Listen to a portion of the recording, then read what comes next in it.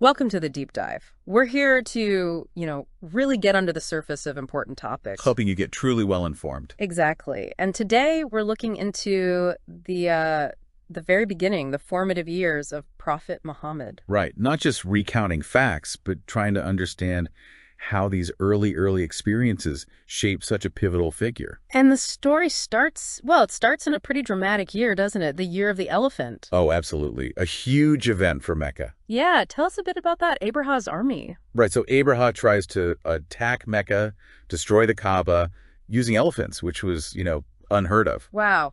And the Kaaba was already central then. Completely central. Spiritually, economically, and, the invasion failed. Divinely protected, as the tradition holds. So that's the backdrop, a kind of miraculous event protecting the city. Mm-hmm. It really sets a unique stage. But personally, his life began with real hardship. He was born an orphan. Yes, his father, Abdullah, passed away before he was even born. A profound loss right from the start. That's tough. How did the family cope? Well, what's fascinating here, and maybe often missed, is the immediate community support. Okay. His grandfather, Abdul Muttalib, took him in straight away, showed him, immense love. So not isolation, but community care. Exactly. It shows those strong tribal bonds that were so important. It must have shaped his whole view of community. And then there was the Bedouin custom, right? Sending babies out to the desert. Yes, especially among the Qurayshi elite. The idea was fostering eloquence, purity of language, and just, strength, hardiness. And he went to live with Halima al-Sa'diyah. Correct. From the Banu Sa'd tribe. They were known for their pure Arabic and instilling that resilience. Were there stories from that time? Oh, definitely. And this raises an interesting point about perception. How so? Well, tradition says that while he was with Halima, her household experienced, unusual blessings. Blessings? Like what? Things like their sheep, which were apparently barren, suddenly giving lots of milk, their whole livelihood improving. So signs, perhaps. You can see it that way. Maybe subtly preparing people, hinting at his unique status, long before anything formal. Interesting. But the challenges didn't stop there. He eventually returned to his mother, Amina. He did. But sadly, that reunion was short-lived. She passed away too. Yes, when he was just under 6 years old. They were returning from a trip to Medina. So now, an orphan twice over. Wow, that cycle of loss. It must have really impressed upon him a sense of human vulnerability. I think it must have. Absolutely. But, again, that continuity of care is striking. So who took him in then? His grandfather, Abdul Muttalib, stepped in again. The leader of Quraysh. So a powerful figure. Very respected. And he apparently showed Muhammad special affection, even let him sit near him in his council meetings, a real glimpse into leadership. But then the grandfather passed away too. Yes, when Muhammad was about 8.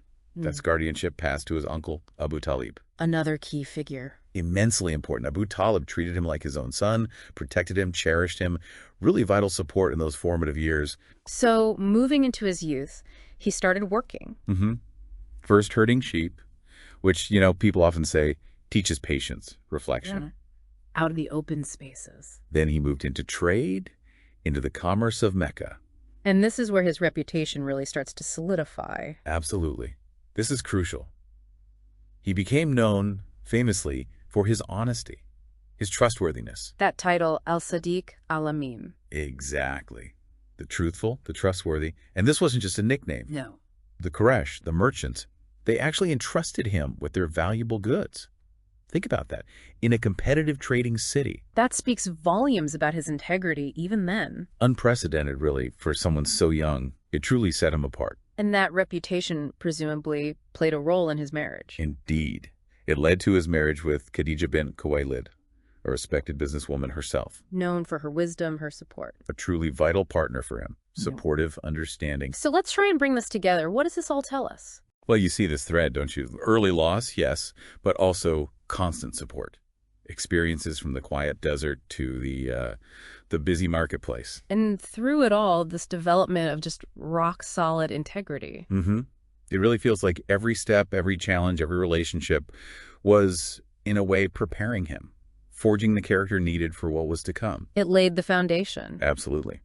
These trials, combined with building that profound trustworthiness and compassion, they're not just background details. They seem essential to his future role, his influence. So the key takeaway seems to be how deeply these early life events, the losses, the guardianships, the work, the reputation, how they all interconnected to build the person he became. Precisely. It wasn't just one thing, but the accumulation. It makes you think, doesn't it? How our own early challenges, the virtues we managed to cultivate, how profoundly they might shape our own paths and maybe our impact too. Something to reflect on.